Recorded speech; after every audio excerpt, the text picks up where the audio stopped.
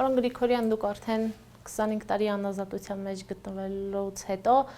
ազատության մեջ եք, վաղաժամկետ պայմանականով ազատ եք արձակվել։ Ինչ զգացողություններ եղավ, երբ առաջ լսեցիք որոշումը դատարանի։ Իմիջիալից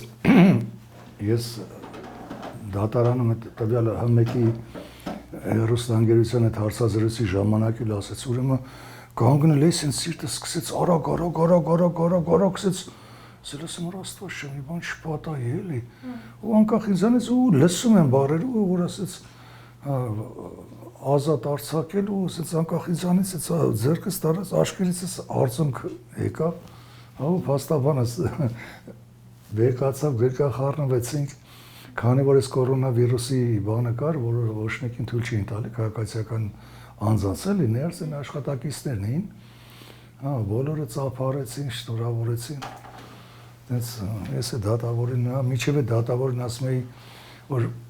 7 հատ падգամավորը մեր ազգային ժողովի 7 հատ падգամավորը երաշխավորագիր է տվել որոնց արժև ես պարտավոր եմ ու անգամ որ ասում իրենց անունը վառ պահելով որ մի հատ անգամ մրջուն չտրորելու 7-ը դարձավ 8 էլի որ ասենք թե տվյալ դատավորը տվյալ կալանավորին ազատ արձակել որ դուք դարձաք 8-րդը Որ խմբակցություններից էին ուրեմն 5 падգամավորներ Բարգավաճից էին Արման Բաբաջյանն անհատ падգամավոր եւ Սոֆիա Հովսեփյանը իմ քայլից ու դրանից հետո արդեն կային քաղաքական հասարակական գործիչներ գիտնական Իրինա Ծատուրյանը հոգեբան Լարիսա Ալավերդյանը առաջի օմբուդսմենը տեկին Լարիսան Ժան Ալեքսանյանը իրավապաշտպան Արմեն Աթալյանը որպես լրագրող մի քանի անգամ Սուրանկյան հաղորդման շրջանակներում այցելել նկարել է ոնց որ ծանոթ ինձ ու եւ Արմեն Անդրեսյանը որ 1991 թվականից 95 թվականը ես Արաբկերի շրջանի կամավորական ջոկատին պատերազմական շրջանում դեղորայքով, սնունդով, հագուստով օգնել եմ եւ իր տված երաշխավորագիրը որպես բնութագիր, որ ինչպեսի է անձնավորություն եմ։ Դուք հենց Քոչարյանի ժամանակաշրջանում մահապատժի չենթարկվեցիք, վերացրեցիք։ Ուրեմն ես կանդրադառնամ նրան բոլոր այդ արդեն որ մեր վաղաժամկետերի process-ը սկսել էր, արդեն Սերժ Սարգսյան միանշանակ ասում էին վերևից շատ կներեք այս արտահայտությանը դաբրո չկա, վետոյա դրված, ոչ մի հոգի պետք է չազատվի։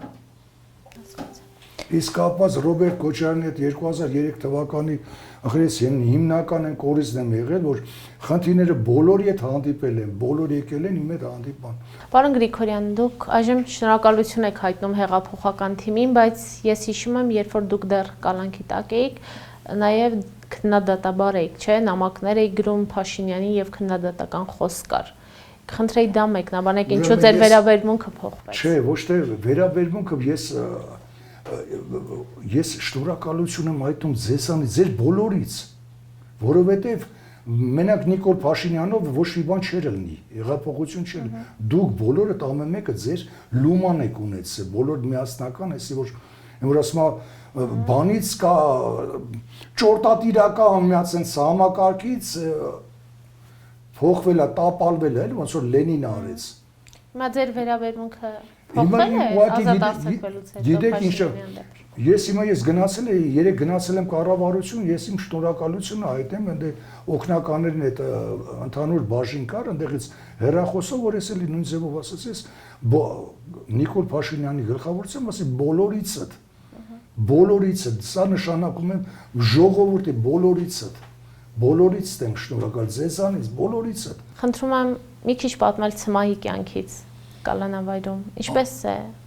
է անցնում օրը եւ այն զգացողությունը, որ Ցմահ դատապարտել։ Իմիջիալոց ես մի հատ ուրեմն նյութ էի բանալի, հեռախոսով ուղղակի ասել էի, ասենք թե դրսում հետևում էին Facebook-յան էջ էին բացել իմ անունով, որ ես անգամ մտած առաջարկություն արել լրատվամիջոցներին մի օր անցկացնել Ցմահ, այսինքն իմ հետ առավոտվանից մինչև երեկո ժողովրդի համար որտեղ մի հատ կարծրատիպ կա, ես միշտ ասում եմ, ես եմ ուզում, ասենք թե ժողովրդի մեջից կոտրի, որտեղ հեռուստատեսությամբ ցույց են տալիս արտասահմանյան ֆիլմերը, դանակներով իշոր իրար հետևից ընկած, մեկը մեկին է սպանում, մեկը մեկին է մորթում կամ շատ հազար ներողություն բռնաբարում։ Ասում տես բան գոյություն չունի։ Իրանց մոտ տպավորել է կալանավոր, ազատվել է բանտից, գաղութից, վերջ կամ իշոր ես կարելի ցույց են տալիս իշոր թզվեխներով, սենց իշոր բերաները ծռված, սենց իշոր դիրքը տեց բաներ չկա։ Ինչպես են ասում ձեր առօրյան։ Իմ առօրյան ուրեմն լույսը բացվում է, լույսը բացվելուն պես ես ասում եմ մի հատ բան ունեի 100 տարվա սովորություն, առաջ երթին հագնվում էի, անկողինս էի հավաքում, գնում էի լվացում էի, որից հետո գնում էի սուրճ էի պատրաստում։ Գալիս էի սուրճը խմում էի, արդեն սենց, հետո տան արդեն ուշադրություն ես դարձնում, տան մաքրությանը, տան փոշիների, վայլ, տան մի հատ ավլել կամ ինչ-որ սենց քո տան, քո սենյակի դիմա ոչ բարով քո տունն է, անկախ նրանից հիմա Կոմոդ մտում են, դուրս են գալիս, աշխատակիցներ են, կալանավորներ են, քո մաքրությունը քո հիգիենա, այո։ Ամեն ինչը կոկի, կակորատի։ Խցում մենակ եք եղել։ Հա, ես որ հիմա ցմայի մենակ էի։ Որ հիմա Բոլոր ցմաններն են միայնակ։ Հա, կարելի ասել դե կան որ երկուսով, հիմա մենակ պայմանները։ Հա, հիմա որ ռեժիմը փոխվել էր, դրա համար ասենք թե կիսաբաց տվել մասնաշենքում Հիմա ես մենակ էի։ Դու ժամը 10-ին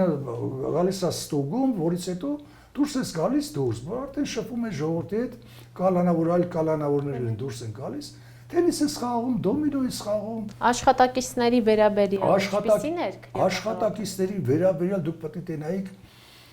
որ դատարանից բերեցին ներս, ինչ ցնծություններ, աշխատողները դուք ուղղակի որ կողքի մարդ որ դուք նկարնձես նայեք Կոսիկիս ով որից աշխատողները այս կարգի Պարոն Գրիգորյան, տեսեք, տարածված կարծիք կա ու իրականում էլ այդպես է, որ կան ճակերտավոր ասած զոննայողներ։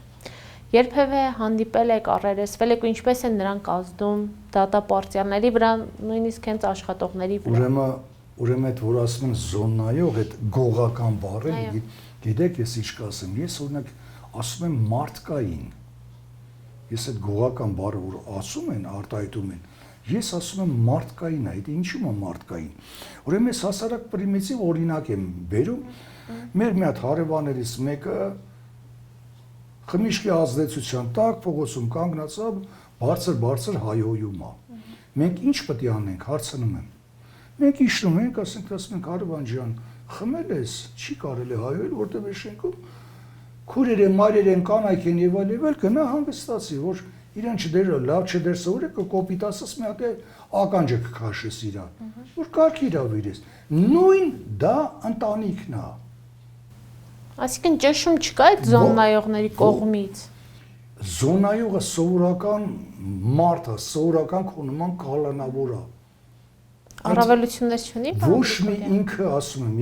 ես ամեն ինչին քաջատեղյակ, ես մարդ եմ։ Ոչ մի առավելություն։ Հիմա իշխանությունը պայքարում է հենց այդ քրեական ենթամշակույթի։ Ուրեմն մի փոքր էսի ուրճացված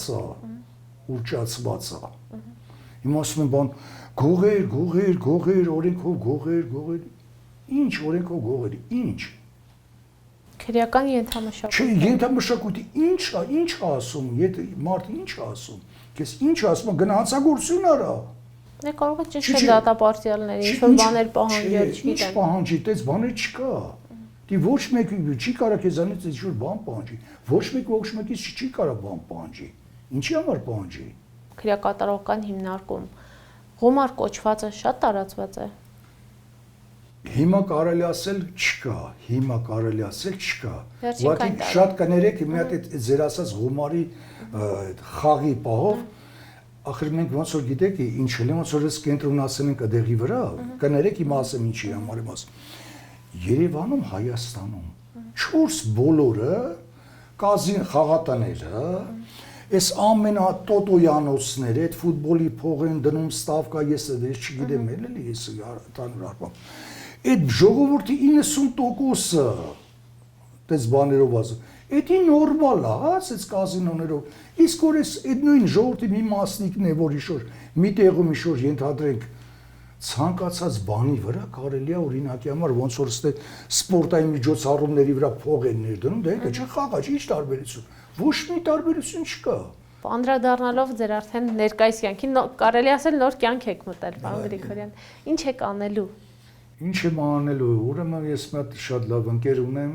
գործարարա առաջարկել է իր մոտ, բիզնեսներ ունի, իր մոտ աշխատել։